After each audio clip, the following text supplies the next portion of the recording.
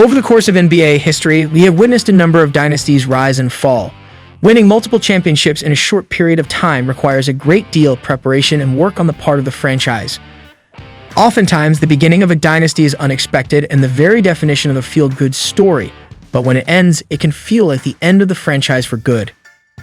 After several years of mediocrity, the Golden State Warriors began their dynastic journey in 2014. After a string of terrible seasons, it seemed unbelievable that the Warriors, having just won their fourth NBA championship in 8 seasons, were just getting started and were on their way to dominating the league for the foreseeable future. A dynasty rarely lasts more than a few seasons, and no one could have predicted that this one would span 2 decades. It's a lot like how the Warriors have managed to maintain their dominance well into the future. A lot of things do need to be perfect. Champions are won through strategic player selection, free agency signings, contract negotiations, ego management, staying healthy, longevity, and team cohesion in pursuit of a common goal. When it came to all of the above, the San Antonio Spurs were probably the best dynasty. But then the Warriors swooped in and drafted the greatest shooter of all time. And then 2 years later, they drafted arguably the second greatest shooter of all time, Klay Thompson. Finally, Draymond came around. Andrew Iguodala's signing with the Warriors in the summer of 2014 put them ahead of the curve. Warriors general manager Bob Myers and head coach Steve Kerr went out and signed arguably the top 2 or 3 players of this generation, Kevin Durant included. Despite this, the Warriors have been able to pay their stars the maximum allowed by the NBA, while also maintaining one of the most successful big threes in NBA history for an extended period of time in Steph Curry, Klay Matthews, and Draymond Green.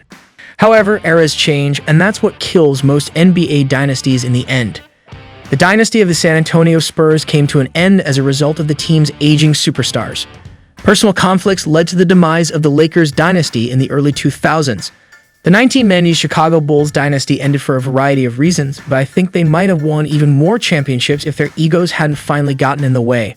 And the longer I watch the Warriors, the more I analyze their roster position by position, the more I wonder what will finally bring an end to this dynasty. Despite the fact that all they want is a title, you know that every good thing must come to an end eventually. Because of the unwavering commitment of Steph, Klay, and Draymond to the team's ultimate goal, the Warriors have never experienced any ego clashes or butting heads within the franchise. If we're going to talk about these dudes, I don't think Steph and Klay's relationship is getting the credit it deserves. After 11 years together, these two are not only the best parachuting duo in NBA history, but also 2 of the best players ever.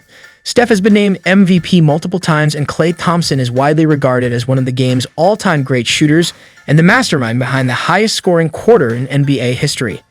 And yet, there was zero envy, controversy, off-court issues, headbutting, or anything else of the sort.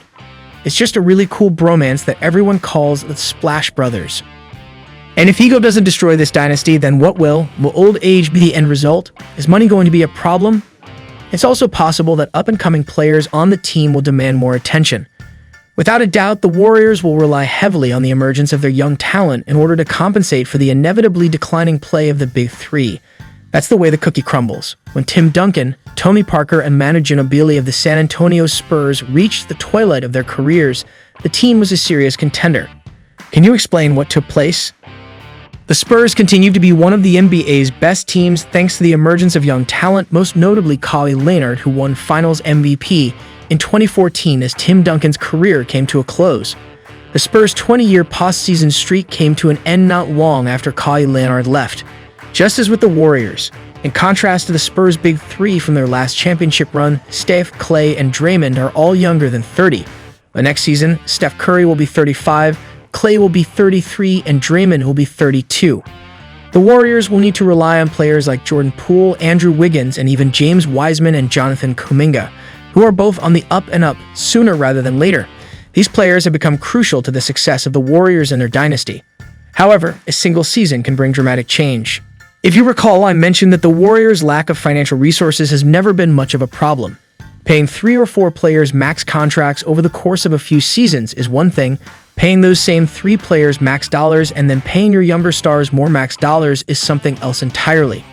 After the 2022 NBA season, both Jordan Poole and Andrew Wiggins will be free agents unless the team signs both to long-term friendly contracts like the Spurs did during their entire dynastic run. You can either sign one player to a max contract and trade the other, or you can get unlucky and lose out on both. The Warriors have always done a great job of keeping their star players happy and managing massive contracts. But as I was saying, things don't always stay the same. The end of Draymond Green's contract is also in sight. He has a player option for the 2023 season, and we can only guess at how he will handle his financial future. Again, though, I believe that depends heavily on the Warriors' plans for Poole and Wiggins. I've already stated that Jordan Poole, due to his chemistry with Steph Clay, is far more valuable to the Warriors than Wiggins, not to mention the fact that he's 4 years younger. Now, it's true that having too much talent is a good problem to have, but the fact that Steph Clay and even Draymond won't be around for very much longer makes this situation extremely dire. To put it another way, Steph is no longer 26 years old, so the team needs dynamic firepower on his wing if they want to maintain their position at the top of the league. It's fun to speculate, well, what if the Warriors actually make a trade?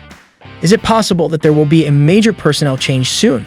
If all three players are offered minimum contracts, what happens if only one of them accepts? What if the entire dynamic of this dynasty is altered by a twist that nobody saw coming? Despite the Warriors' success at accumulating talent and going for broke, it is inevitable that some players will leave or be traded. The good news is that the Warriors will be returning almost their entire championship team this year. A fifth NBA championship in 9 seasons would ensure the cores and probably the vast majority of the team's continued stability, but failure to reach the NBA Finals, especially with upcoming contract expirations, would be catastrophic for the Warriors dynasty. Every single thing. Maybe not everything, but a lot. I sense something fantastic is on the horizon. Never miss the hottest NBA news, subscribe to our channel, and smash the like button now.